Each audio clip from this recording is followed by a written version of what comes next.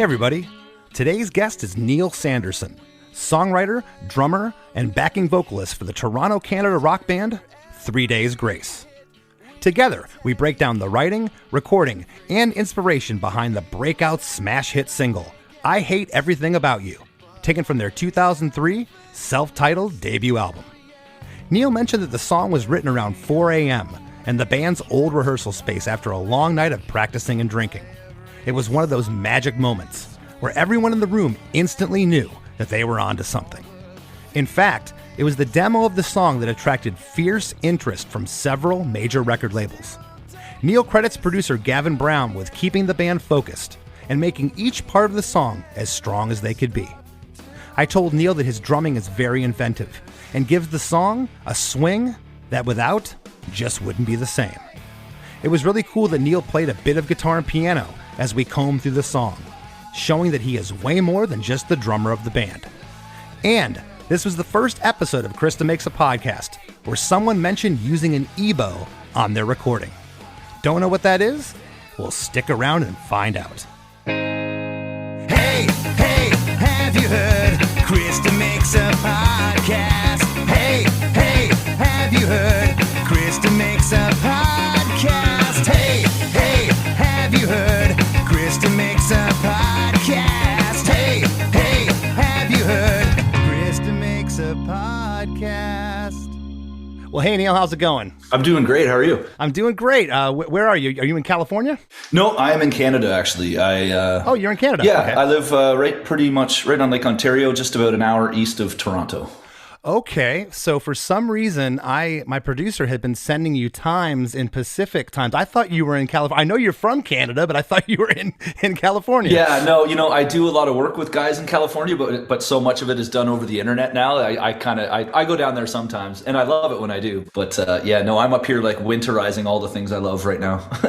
Before we started rolling here, Neil is sitting in front of a piano, and he has his guitar. He is a multi-instrumentalist, not just the drummer of the band. He does other stuff, but and that's something that really has intrigued me about your band. And not just saying this because we're face to face, but you bring an element with your drumming to 3 Days Grace that I feel really sets the band apart. You came out in an era almost 20 years ago now, the self-titled record. I mean, I would call it an explosion of what was known as modern rock then, okay? And every label was signing every band that sounded like the last band. And, a lot of times, and I've talked about it on this show, drummers that play other instruments, they hear different accents and they hear different grooves because they know and they can visualize in their mind the chord changes, be it on the piano, the guitar, and the bass. So tell me, how does that play into your drumming when you're working on the songs with the band? I basically started piano when I was really young, when I was 6-7 years old. And I got into the Royal Conservatory sort of program when I was pretty young, which is a lot of learning classical and learning a lot of theory and really kind of understanding patterns on piano. And that kind of like, I guess, those formative years when my brain was still developing, having that in my life allowed me to be able to kind of make a mental picture of the music and the theory. And that can stretch, I think piano is the great gift for being able to bridge melody and rhythm together, so that you can kind of picture how the music goes. And after that, kind of got really more interested in hammering on drums and that. But having that, I think, just foundation, and listening to bands like, Black Sabbath and Led Zeppelin, where there's a lot of negative space, there's a lot of air in between the instruments, and they leave space for each instrument to flourish and have its time in the sun. And, Tool is my favorite band, and they do that as well. They kind of leave room for, the different elements of the song, and it just less is really more in that respect. And my band and myself, we've always just really kind of kept our finger on that pulse on letting the things breathe. And I think that just it just makes it sound bigger. It makes it sound more arena rock is when you kind of let stuff, look at AC/DC. I mean, there's all kinds of space in between that stuff. Absolutely. Yeah. Well, you mentioned Black Sabbath, and, I was going to talk a little bit about, your drumming, which I was talking about at the top, about how I feel it sets it apart. And, a lot of the drummers, the groove drummer, you look at Brad Wilk, who played on the last Black Sabbath record, Brad from Rage Against the Machine, who's just fantastic. You're mentioning, Zeppelin and that space and that groove. I think the original drummer for Korn brought something really interesting to that band. And Danny Carey from Tool's an absolute monster, as we know. But again, I watched researching this episode, I watched a lot of live videos, and you play when you have to play, but there's also some restraint with your playing, and that takes that takes patience and learning your craft. Yeah, and we write to that too. To be, when we're writing the song, we kind of make sure everything has its place, and is, we kind of run it through the test of like, does this part serve a purpose? Is it making the song better, or is it just there because, So we kind of are minimalists when it comes to that too, removing parts and kind of streamlining the song. But I will say that, being able to, in songwriting, hook up with the right bunch of guys too, that's so key, right? Where everybody respects, it's like you can be critical in the songwriting process without, everybody getting their backs up or whatever. So lucky there too. I've always said that I hit the lottery finding the guys that I play with in my band. I'm a good musician, decent singer, but it's most bands are the sum of their parts. Yeah. I've always said that. As it's cool you mentioned that. I had read online. You can't believe everything you read online, but what originally attracted the interest of several record labels was the song that we're going to break down today, "I Hate Everything About You," which was your breakout single from the self-titled record, which was released. The single was released April 28th, 2003. It preceded the album, which was released on Jive Records on July 22nd of 2003. So I went and listened to the demo, and it's really interesting because there's not too many differences in the demo.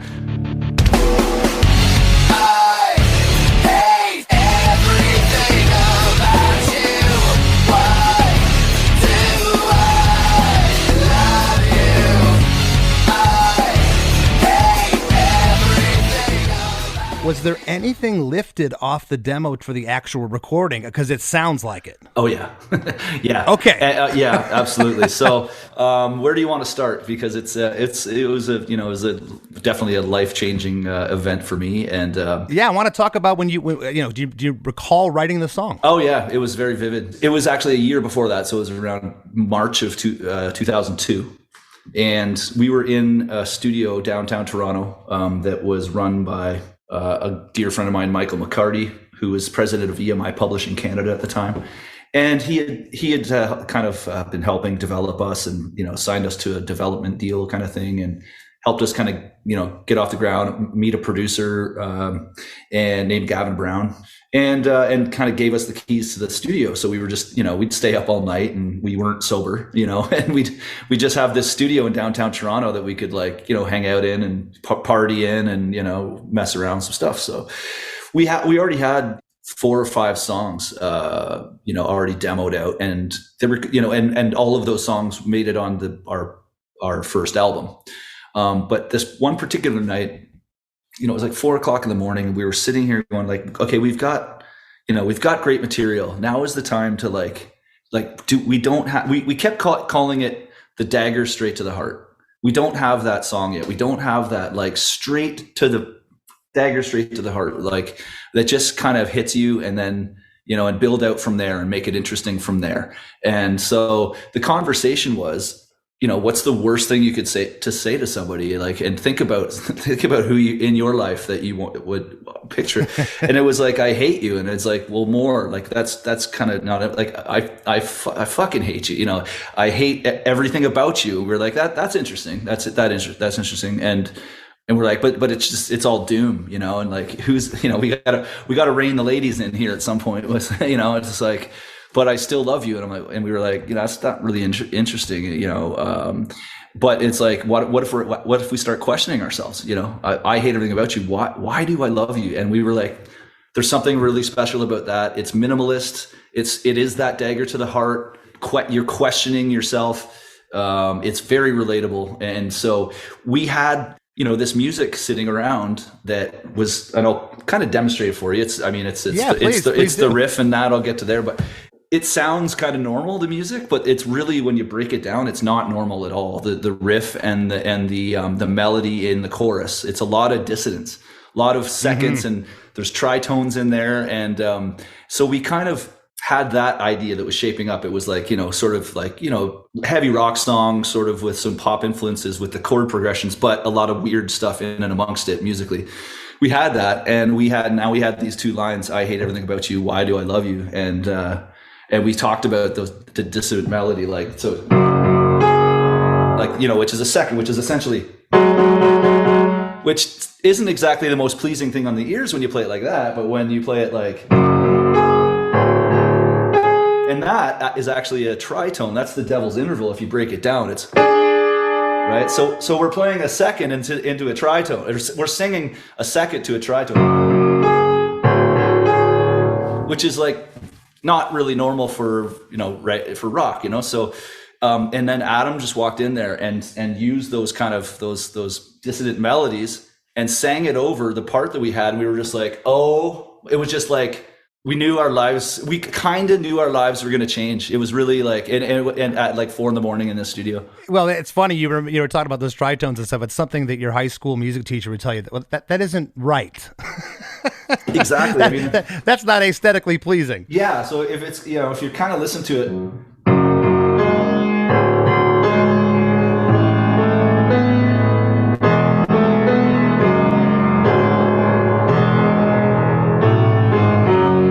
it's got a lot of dirt in there. But when you sing it up higher, it sounds pretty.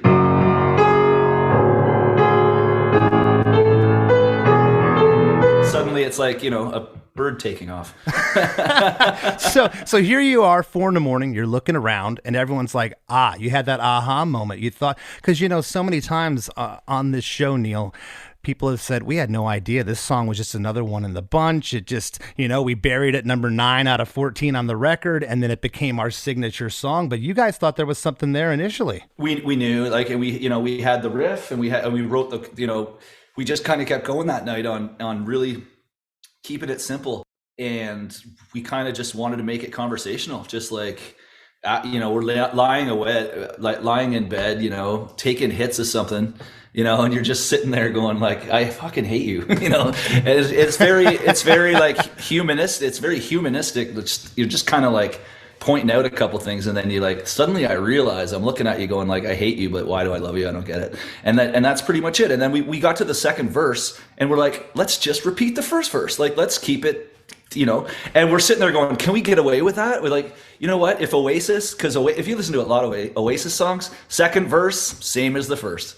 Right. Right. And so we just said, yeah, let's be minimalist like this. We've got that dagger right to the heart in the chorus. So let's not frame it with too much unnecessary information. And so we just kept it really concise and kept the train going down the tracks. Yeah, well, it's kind of like, and there's a lot of times that your verses end up being as big as the choruses sometimes. And again, I watch the live videos, and everyone's, hands are fist pumping in the air, and they're singing the verse parts of this song. You mentioned Gavin Brown. He's a fellow Canadian. He's produced everything from Billy Talent, New Kids on the Block. I found that really interesting. The Tragically Hip, Lit, Hoobastank, among others. And I noticed Rich Costy. I love his mixes. He did a couple mixes on this first record, one of them being I Hate Everything About You. Rich's worked with Jimmy Eat World, Mastodon, Weezer, among others. And just, I love the mix. This song still sounds, almost 20 years later, amazing. Yeah, and you know what really drove us to Rich Costy was his mix, was Audio Slave.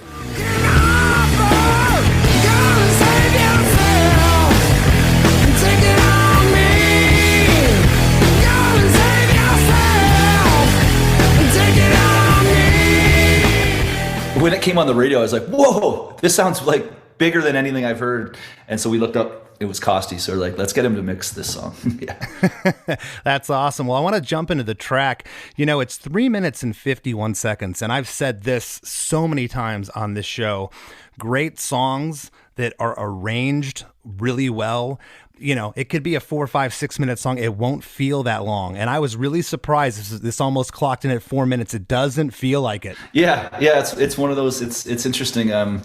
And when we get to the bridge, we didn't introduce any sort of conceptual new lyrical idea. It basically just kind of spreads out the pre-chorus.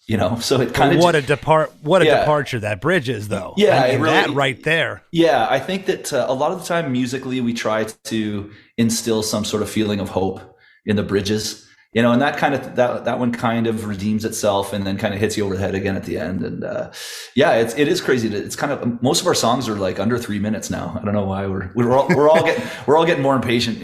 Well, we're going to talk about that bridge in a little bit, but when I first heard that bridge, because it's so different than the rest of the song, it works perfectly. But I almost thought, and I've done this so many times, I don't know if you've ever done this, Neil, where I'm like, this bridge could be another song in and of itself. Do you want to waste it just on 8 bars of a bridge, because it's so different than the rest of the song, but it works magically here. We do run into that sometimes. We're like, wow, this part could be its own thing, but but we also love the notion of like stacking a song full of like just chorus, like that could be a chorus, that could be a chorus, that could be a chorus. Well, let's put them all together, and you hear that in pop a lot. Justin, a lot of like Justin Timberlake, some of his songs like TKO, for example. I mean, if you listen to that song, it's a pop song, but you could totally make that a killer rock song if you wanted to. This ain't the girl I used to know, no, not anymore. TKO, I'm out for the count. Yeah, girl, you knock me out. It's just a TKO. Each part, the music doesn't really change that much, but each part is like could be its own chorus, and it just keeps building. And I love songs like that just keep. It sounds like a plane taking off. Yeah, Linkin Park was like that. It's like, what's the chorus? What's the verse? Taylor Swift's another one. It's just like, what's the chorus? What's the verse? Well, again, the song's 3 minutes and 51 seconds. It's interesting. There's 9 bars off the top before the vocals start. It's stereo guitar playing that main riff hook.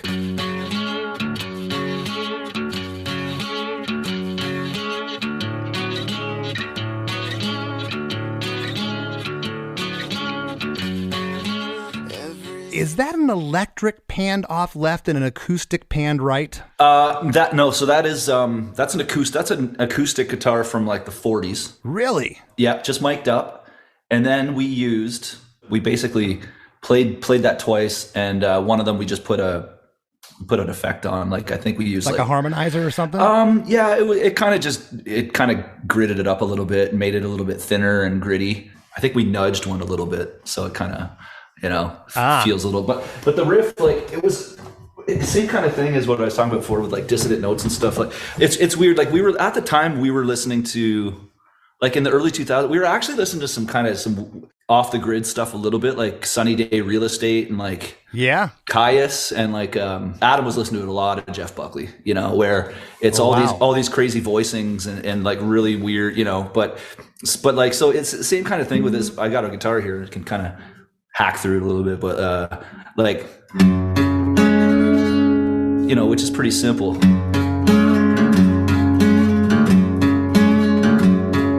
But when you get to here, this is again a little more,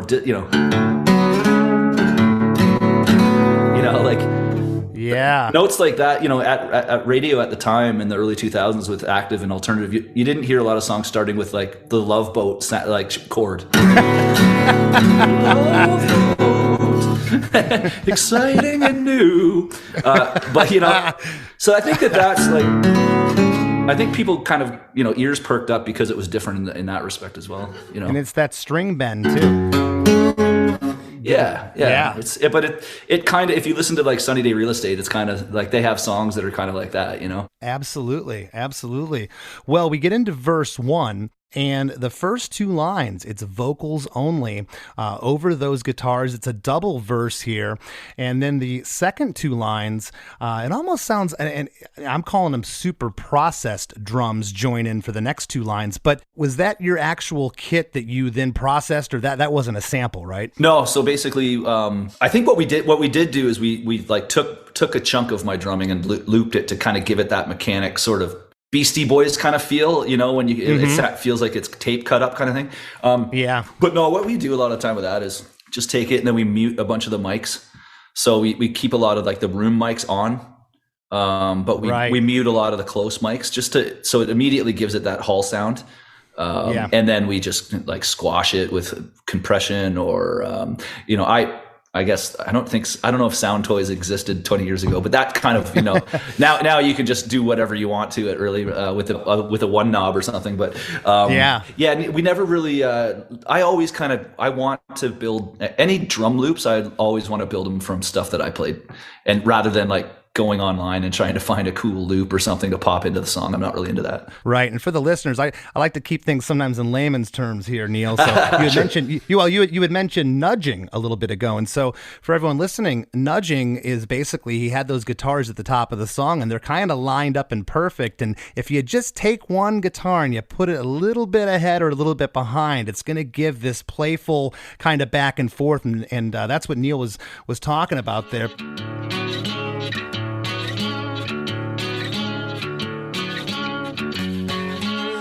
Every time we lie awake, after every hit we take, every feeling that I get, but I haven't missed you yet. Every roommate kept awake by every sigh and scream we make. All the feelings that I get, but I still don't miss you yet. Every time we lie awake, after every hit we take, every feeling that I get, but I haven't missed you yet.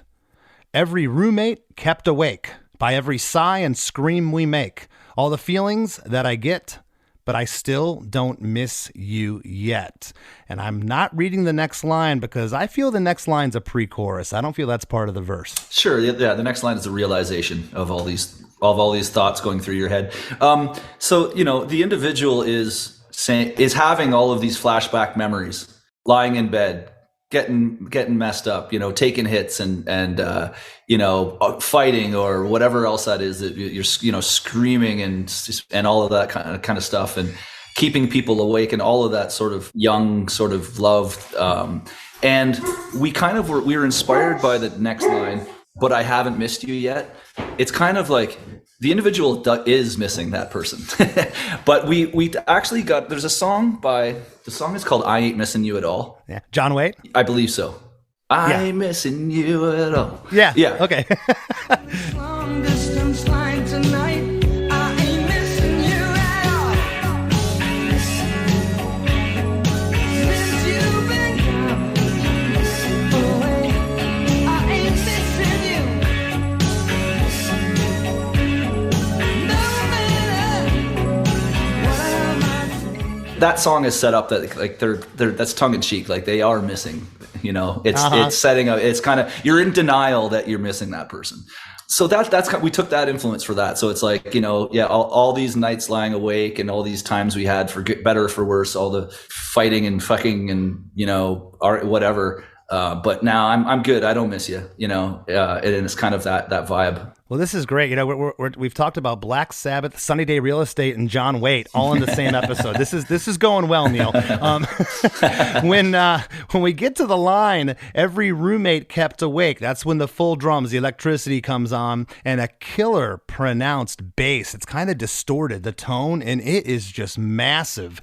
And the stereo guitars come in there. Now, it doesn't sound. Is the acoustic still going? It almost sounds like an electric comes in there. An electric does come in, yeah, but okay. But the acoustic does still continue on in there. Yeah. Still continue, yeah. It gets really full there, and then on every line, the last three lines, I should say, the guitar on the right, it almost sounds like record scratching, kind of. Oh yeah. That's exactly what we're doing. We were doing a lot of that where we'd scrape the strings, like make the guitar super affected up, and then scrape the strings, and it was just kind of give like a rock and roll version of like record scratching. We did that a lot. It sounded like on the demo there was record scratching, or maybe a sample. Yeah, yes, no, I think but then we redid it with like Tom Morello style. Well, I think it's interesting that you guys did it for real instead of like having some sample, because record scratching in rock was kind of one of those things. Not many bands did it. Late 80s, maybe Beastie Boys, and then it just became just a thing. Yeah. Everybody was doing it. So it's cool you guys made your own sounds there. On the line, But I Still Don't Miss You Yet, a distorted stereo like tremolo guitar comes in and replaces the other guitars, replaces the acoustic and the electric guitar, and it gets real full there, and we get into what I'm calling pre-chorus 1. Don't miss you yet. Only when I stop to think about it. And the lyric is only when I stop to think about it. And the vocal here has a different delay and reverb on that line. It's really cool from the verses, and the tremolo guitars ring out before a really cool drum fill happens to take us into chorus 1, which, I had talked at the top about your drumming and these little tasteful parts. The drum thing you did there, the ba-da-ba-ba-bop, that is a hook, and it happens 2 more times in the song. I hate everything about you. Why do I love you? I hate everything about you. Why do I love you? I always like the idea of like cutting out and having a triplet go into a chorus that there's been no triplets in this song at all. So it's just like this random triplet that comes out of nowhere. But I think I remember when we were recording the drums for real, I remember Gavin, the producer, just kind of letting me play time, and he said, just give me a whole bunch of fills. And I remember I played that one, and he's like, that's a bit obnoxious, but I like it. And so we actually took that and flew it into the part. We were like, yeah, it's another part. Again, we put it up to that test. Does it make the song better? And it was like, yes, in this case it does. It really does. And I don't think it's that over the top. I think it's kind of more along the lines of AC/DC. It's kind of like a simple thing, but man, it happens 2 more times exactly how it is, because I'm calling it a hook. Yeah. I'm calling it a hook. Yeah, that's why we kept it the same. It's its own entity. Yeah. Give me something to take the edge off, something to kick the night off, something to keep my mind off. Hey, don't go anywhere. We got lots more with Neil Sanderson after a few words from our sponsors. Do you like to laugh, geek out on music, and learn all about that band or artist who had that one song back in the day, but then seemed to fall off the face of the earth? If so, you need to subscribe to One Hit Thunder. Together with an array of interesting and hilarious guests, we do a weekly dive into one-hit wonders like Eiffel 65's Blue, Krayshawn's Gucci Gucci, EMF's Unbelievable, Delamitri's Roll to Me, Los Del Rio's Macarena, Musical Youth's Pass to Dutchie, and even Patrick Swayze's She's Like the Wind. So are you subscribed to One Hit Thunder or what? As Desiree would say, you gotta be. And as K7 would encourage, you gotta come, baby, come and join in on the fun of the One Hit Thunder podcast. Come, baby, come, baby, baby, come, come. Come, baby, come, baby, baby, come. If you like music and you like podcasts and you like to laugh and you like to learn, you need to immediately subscribe to One Hit Thunder. Each week on the One Hit Thunder podcast, we dive deep into the story and back catalog of a one-hit wonder band or artist. From there, we have a good, healthy discussion as to whether they brought the one-hit thunder or were nothing more than a one-hit wonder. We have a huge back catalog, and we've done episodes on everything from Don't Worry, Be Happy and the Macarena to King of Wishful Thinking and Cumbersome. I promise you're going to love the show more than Jaquan loved getting tipsy, and even more than Bobby Boris Pickett loved making alternate versions of the Monster Mash. Subscribe to One Hit Thunder wherever you get your podcasts.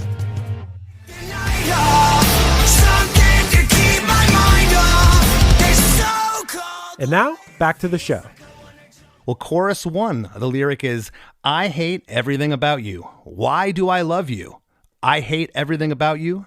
Why do I love you? And I've said this before, I always like questions in lyrics. It makes the listener think, and why do I love you? 3 Days Grace is always written about like inner struggle, and questioning your behavior.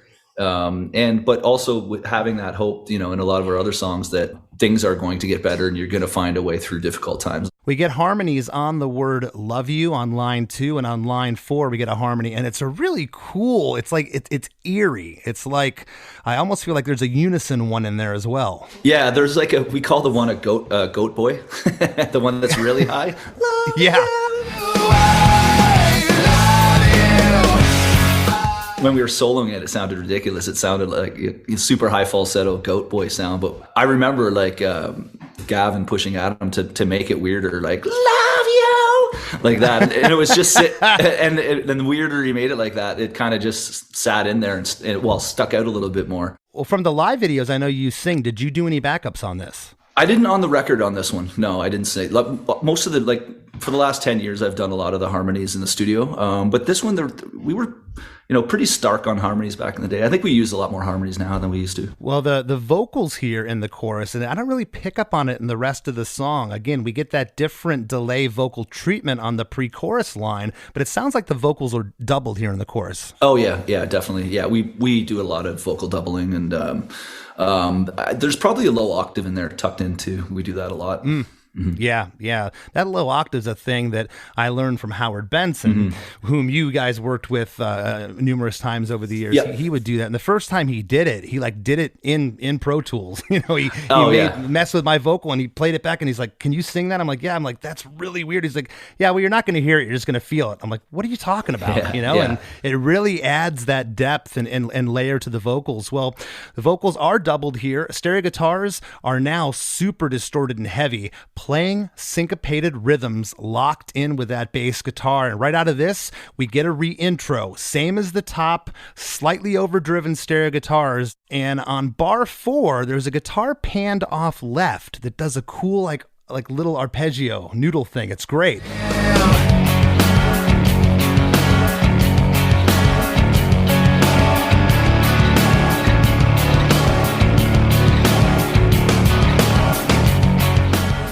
Yeah, doom, down, doom, down, down, down. Yeah. Matt actually plays that live now. That's his walks up and plays that part. Sometimes in songwriting and production, we kind of again, this is a Howardism, but he calls it kind of giving just a gift, just a little bit of ear candy to just establish. And again, it's just the whole process of this plane going down the runway and the wheels eventually leaving the ground. I think just building, even if it's little subtle parts. Just takes the mind and the ears to a different place and feels like the song is now progressing into and it's a scene change, if you will. Well, it sounds like from the beginning you guys knew you had something here, and a lot of times when you have that, when you get in to record something, it almost becomes effortless. Everything just falls into place. And up to this point in the song, was it kind of like that? Like you're, in there maybe doing some overdubs. Do you ever recall any points of contention with the song? With a lot of other songs, lots, yes. But almost every one of our songs. Yeah. This one, I guess the biggest topic of discussion with this song kind of came later. When we were, actually recording the record for real, and exactly what you picked up on, we were really making a lot of attempts at re-recording that guitar riff that was kind of just done in an instant on that 1940s guitar in that little studio at 4 a.m. And we just couldn't get them. We felt like sonically and just the way that it's quirky and naked in a way. We kind of captured lightning in a bottle that night and recognized that. So we all sort of ended up agreeing, let's just use that. Let's not try to recreate it. I love those stories of bands. I've heard that before. And it's just we spent a full day or two trying to replicate what we just didn't even think about at 4 a.m. We just laid this thing down. And then finally someone had that moment of, you know what, we just need to fly this in and make it work. Yeah. So that was a process, not for lack of effort. Well, you talked about a little bit ago about verse 2, and the lyric is exactly the same. Every time we lie awake, after every hit we take, every feeling that I get, but I haven't missed you yet. This is a single verse. We're not getting a double verse here. Every time we lie awake, after every hit we take, every feeling that I get, but I haven't missed you yet. And did you have the conversation amongst the guys like, hey, maybe we should change this, or everyone's like unanimous that this should stay the same? We kept going back to today is going to be the day when I throw it back to you. By now, you should have somehow realized what you got to do. He changes like, one word. I don't believe that anybody. It's like, if they can do that, we can do this. Yeah, no, I think it was the right call. I think that especially watching those live videos, this part is just as integral as the chorus is. Again, the music pretty much the same as verse 1, except the stereo guitars they sound more overdriven to me here. And maybe they were mixed a little louder or a little hotter. But there's like this high-pitched single-note guitar humming in the background. It's more like an overtone. Almost sounds like a keyboard there. You know what I'm talking about? Take every feeling that I get, but I haven't missed you yet.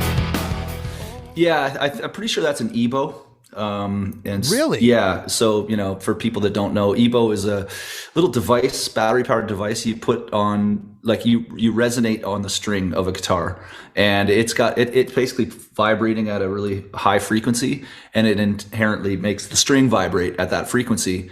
And so you can kind of create this really haunting, ominous sound, that you can, play different notes on. So we used EBO a lot and stuff, which, again, it's kind of, in a way, it's a different approach than just like pulling up a keyboard and getting a keyboard sound. It's like you're kind of doing it with strings and gear. Yeah, I thought it was a single note, like maybe with some delay or flange, like really high up on the neck and kind of swirling around. But I've never used an EBO. That's interesting. Whose idea was that? Did Gavin Brown, the producer, bring it? Yeah, Gavin was a big fan of the EBO, and if we did use keyboards on that first record, what we normally used was actually giving away a secret here, is a Wurlitzer, and then it's what we have there's a specific pedal called the Boss Ensemble, and it's vintage. It's big, pretty hard to find. Well, I mean, you can find them online, but they're fairly rare, and it's a chorus pedal, but what we do, we didn't use the chorus feature on the pedal. All we used is the overdrive on it, because it's got this big fat overdrive. And so basically we'd run the Wurlitzer through this Boss chorus ensemble pedal, crank the overdrive on it, and we'd have this really heavy sound that's a whirly. And a lot of that first record, we layered underneath the heavy guitars. Yeah. This overdriven Wurlitzer. And it kind of made the guitars pop a little bit, and I think that the record stands out, for that reason too, because we just had a lot of that going on in the background. My band worked with Rob Cavallo years ago, Green Day's producer, and Rob talked a lot about what you just were mentioning, and Howard Benson is from that school too, and they were pointing out, songs like Baba O'Reilly from The Who, those big chords, those guitar chords, they're all ghosted with these piano notes, a lot of times organ behind it, and it really fills stuff out. I also noticed here on verse 2 that the record scratching panned off right is more frequent, and it's a little bit louder here, so kind of bringing up those dynamics. Yeah, just kind of moving things around. It's moving the puzzle pieces around to make it feel like an original moment in time. Well, pre-chorus 2 is the same lyric, only when I stop to think about it. And we get that drum hook again. We get that same fill to set up chorus number 2. If it's not broke, don't fix it. And that drum part is perfect. Haven't missed you yet. Only when I stop to think about it. I hate everything about you.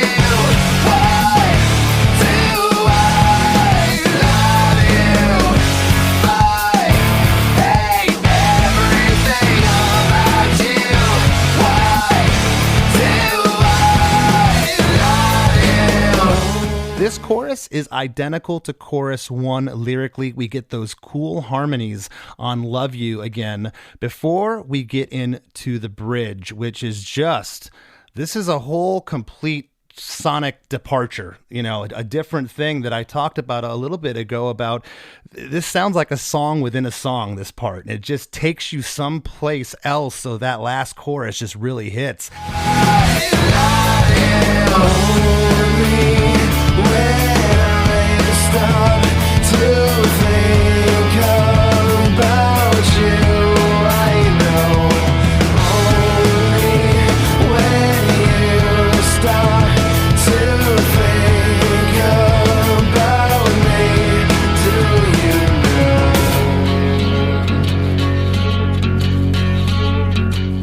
How did this part come about? Well, it's kind of like,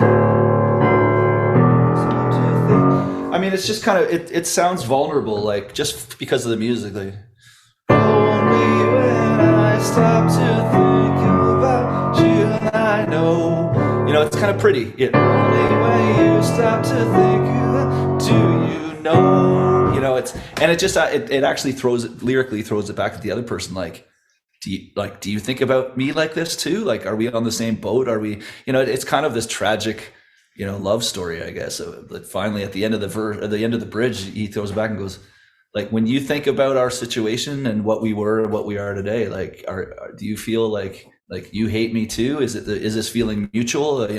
So it's kind of it's humanistic. I like the part because it's uplifting, but there's something mournful about it too, almost. Yeah, again, it's bringing in another person into the conversation, so it just feels like you're fly on the wall witnessing two people. Again, not a lot of harmonies in this song. They're really only on the love yous. Was there any talk or chatter about putting some harmonies in this bridge part? If there was anywhere to do it, it would have been here. No, we decided to just do it with a ringing guitar that's kind of just playing eighth notes over top in there. I think Adam's voice sounds really rich in there too. So we probably had it was a while ago, but I'm sure that we kind of had the less is more approach. Well, the vocals are definitely doubled here. You can definitely hear it. I think it's great. I like how they're loud, both doubles. The drums go to an almost tribal feel, and the placement of the hi-hat here is awesome. where they're not at. Right. Well, a lot of that is and like other fills that I kind of end up doing and how I move around the drums is affected by the fact that I'm actually left-handed, but I'm right-footed. So I play left-handed on a right-handed drum kit. That's just how I learned since I was a kid. That's why it looked weird when I was watching live videos. So something, okay. Yeah. So I have my ride cymbal on my left. That's the only difference. But I play open-handed, which is kind of the official name for it. A lot of, there was a book written about it. It's just guys that basically want to play their snare drum with their right hand, which just always made sense to me because, the snare is the backbone, is the backbeat. The snare is kind of what makes everybody want to dance and move their head, because it's the backbeat. It's responsible for, and I always just like the idea of playing the backbeat with my strong arm, instead of crossing my arms. And so that where that hi-hat is just kind of me going around the toms and trying to find a place for my left hand. That's where it is. Well, I got to tell you, your drumming has really brought a lot to this song. If you just had someone that wasn't, placing the parts, again, that hi-hat, where it's not at in this bridge is just, it's genius. The stereo guitars are now octaves that happen with the bass guitar. And then was this the guitar you were talking about a moment ago? It sounds like there's one single guitar panned off left. It's like strumming single chords.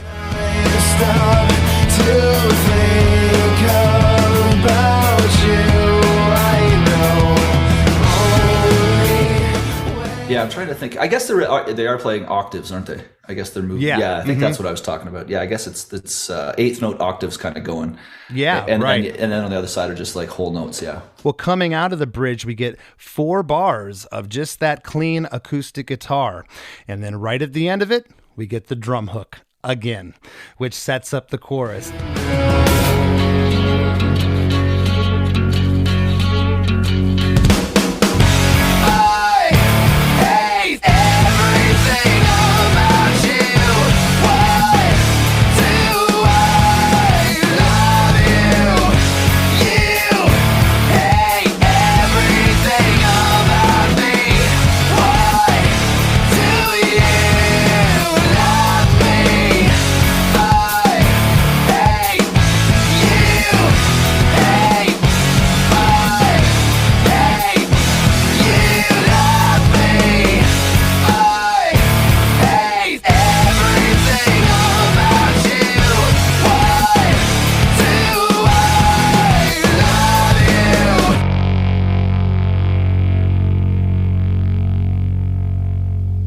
You know, I know I keep talking about this drum thing, but it really is. It's what, you know, I can't imagine this song without it. Right.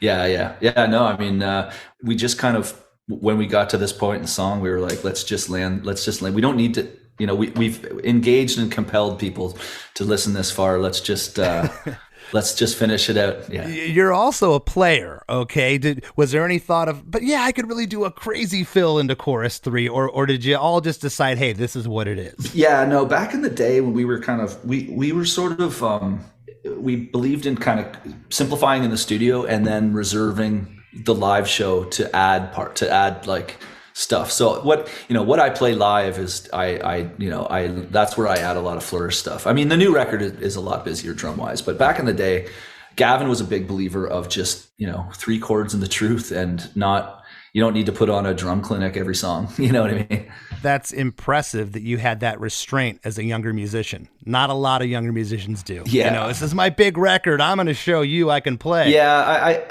I think Gavin held the cards a little bit then. We were pretty green, and he was the producer, and he was like, busy's not always better. Yeah, good for you for taking that, that direction. Well, chorus 3, I like this. There's a 1-word change here. It's, I hate everything about you. Why do I love you? You hate everything about me. Why do you love me? The you. Why the change there on that lyric? Well, I think it's just it continues the thought of just that little twist in the bridge when it says, do you think the same way that I do about like how we're like trouble for each other, but we're still, we still love each other. And so I think he or she is at that point putting it out there and kind of just like asking the question, kind of just questioning the entire relationship that sounds pretty, whether toxic or doomed or tragic or fateful, whatever. What I love about chorus 3 is it's not just like, oh, okay, we're going to double the chorus or triple it. The next couple lines, I'm going to read everything, but the next 4 lines, there's a turnaround here. The chord progression changes, as well as the feel, the staccato, junts that happen are a little bit different with the stereo guitars and the bass. And the lyric is, I hate, you hate. I hate, you love me, with a harmony on love me. I hate everything about you. Why do I, comes back to I, why do I love you, with a harmony on love you.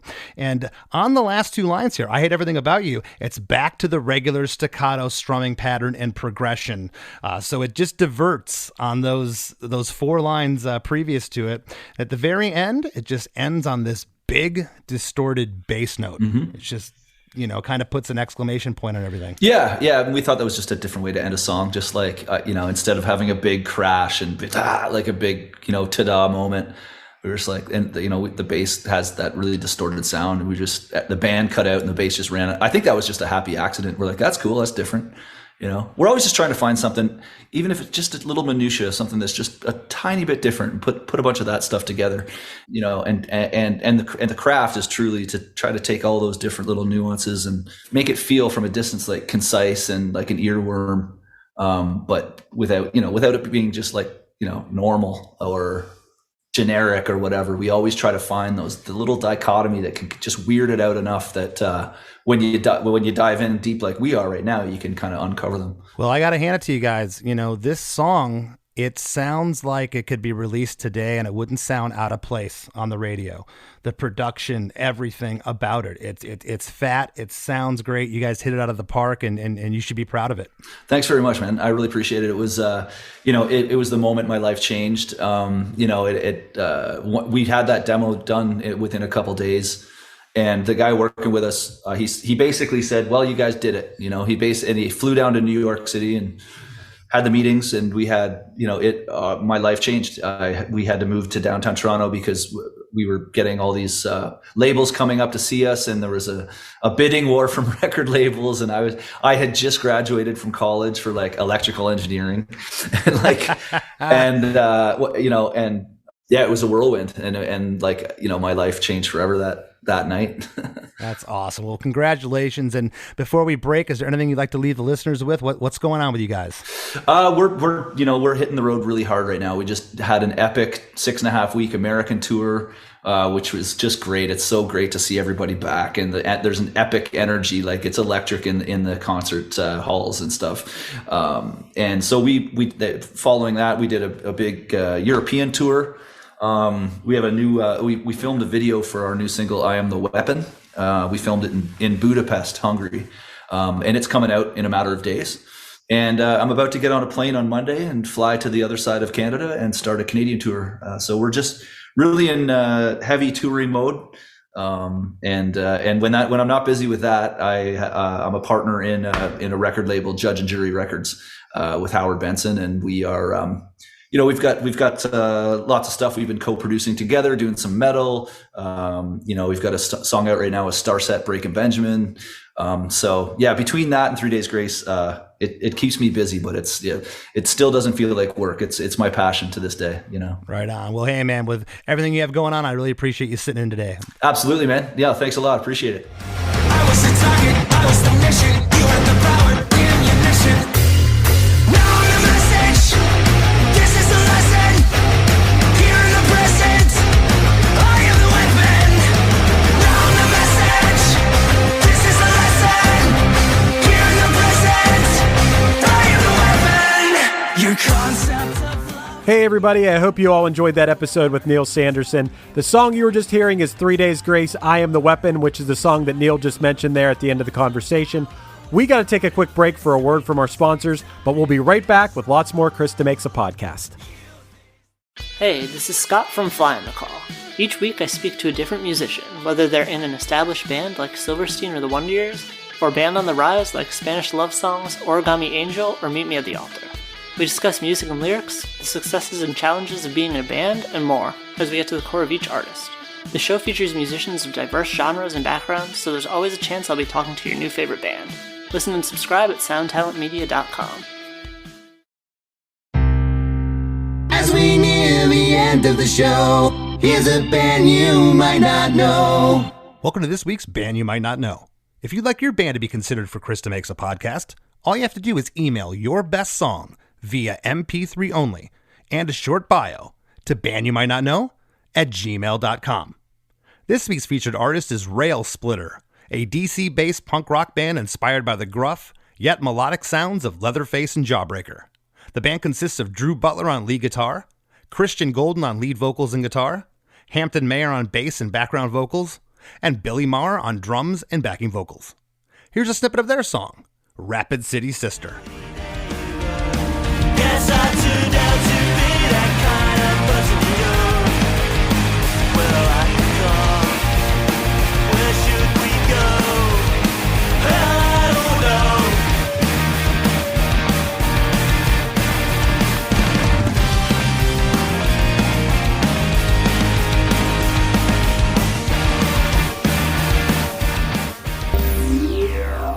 The Wrap with Chris and Chris. Chris, before we recorded this episode, I expected to start this rap with talking about songwriting from a drummer's perspective, but in this situation, I felt like Neil's like a Dave Grohl kind of guy where, yeah, he's an awesome drummer, but he's way more than that. Mm-hmm. Just watching him sit down at the piano and pick up a guitar, it's like a guy who plays everything, who just happens to be the drummer of this band. Yeah, I had asked Howard Benson if he, could get me a contact for 3 Days Grace, and Howard said, yeah, I'll get you hooked up with Neil, the drummer. And I'm thinking, okay, did he write the songs? And Howard's like, oh yeah, he just made it sound like, he's your guy. And, researching, it's like, okay, yeah, he seems to be a multi-instrumentalist. And then sitting down right before we even got rolling, he's got the piano and the guitar right there. It was really cool. I like that you guys got into the talk of tritones and that feeling. What is it? What's that called? The Devils? Didn't we talk recently about how Black Sabbath used the tritones and stuff? And it was like, what do you call that? The Devils something? Yeah, the Devil's Triad. Yeah, the Devil. Okay, right. Yeah.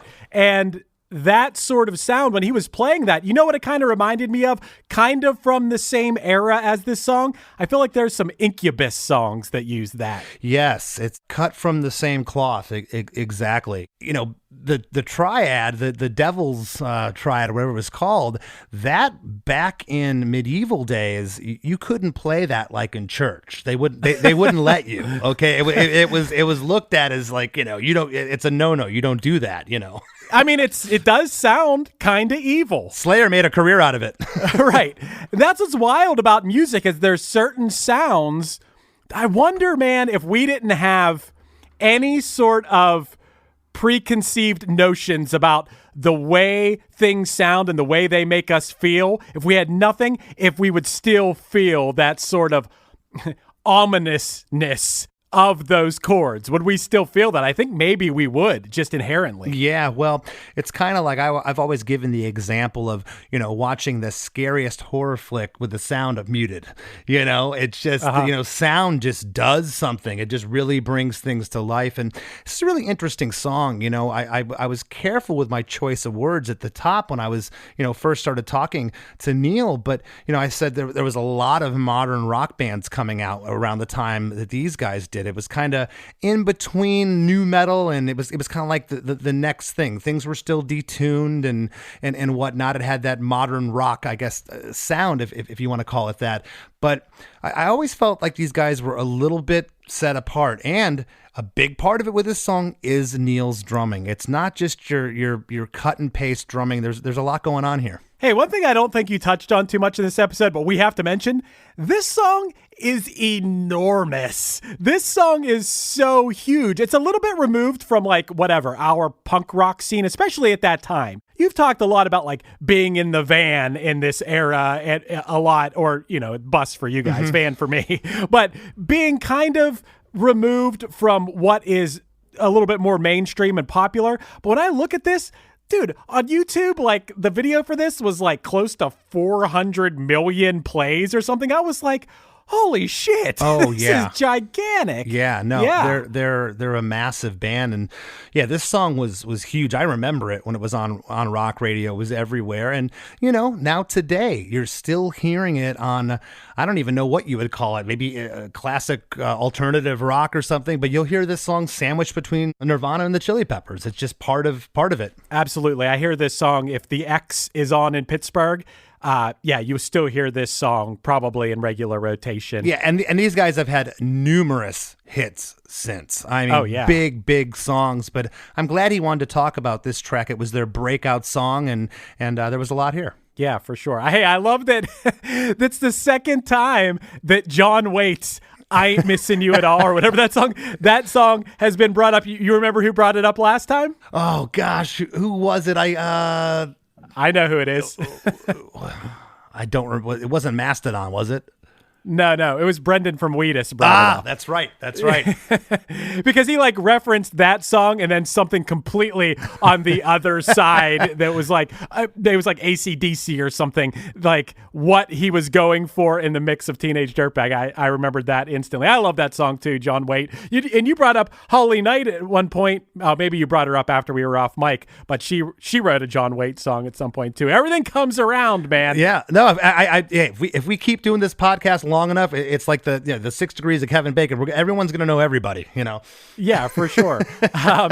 Hey, I was surprised that you said you never used an EBow. No, you've never used an EBow before. I did not. It's funny that we used one on a Punchline album in 2003. EBows must have been really hot in 2003 or something, because the album we recorded in 2003, Action, the one we recorded with Sean O'Keefe, we used an EBow. And that was the first time I'd ever even seen one. That was my introduction to it. Even though they've been around since 1969. I looked it up. They've been around forever, but that's the first time I was ever exposed to one.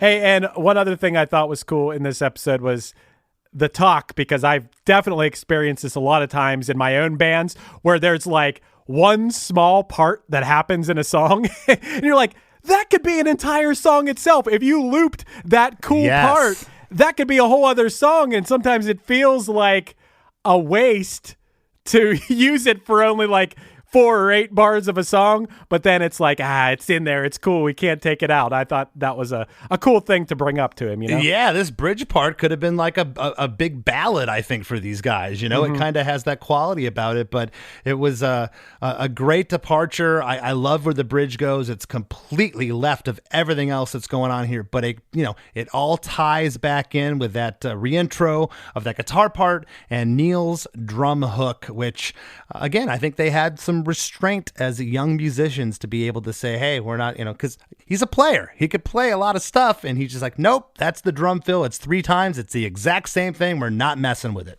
Right, yeah. I mean, that's probably what a great producer can do with a young band. Dude, I know I've seen it.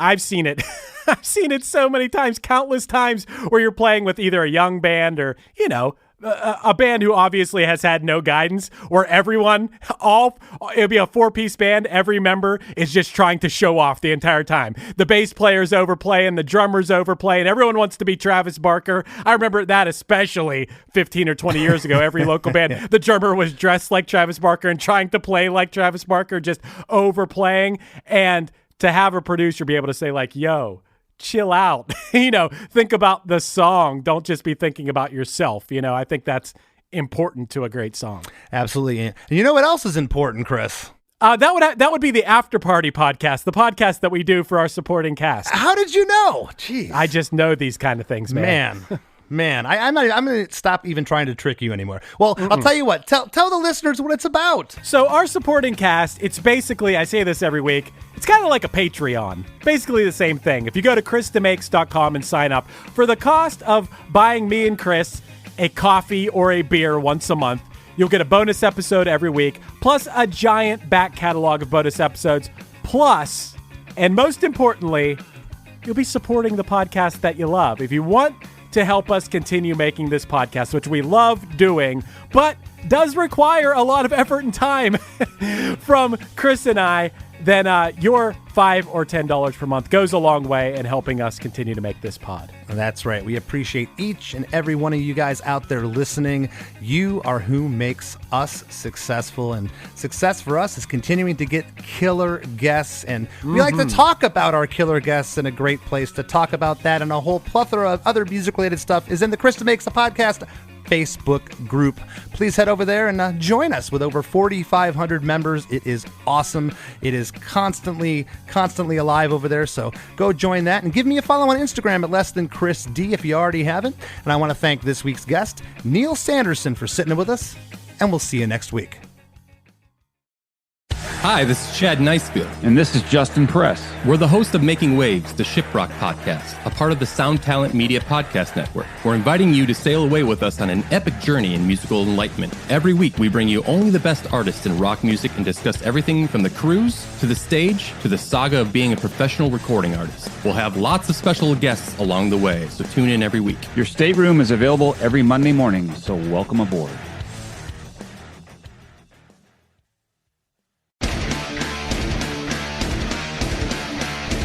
Hey there, I am Johnny Christ from Avenged Sevenfold, and I've got a podcast called Drinks with Johnny you're going to want to check out.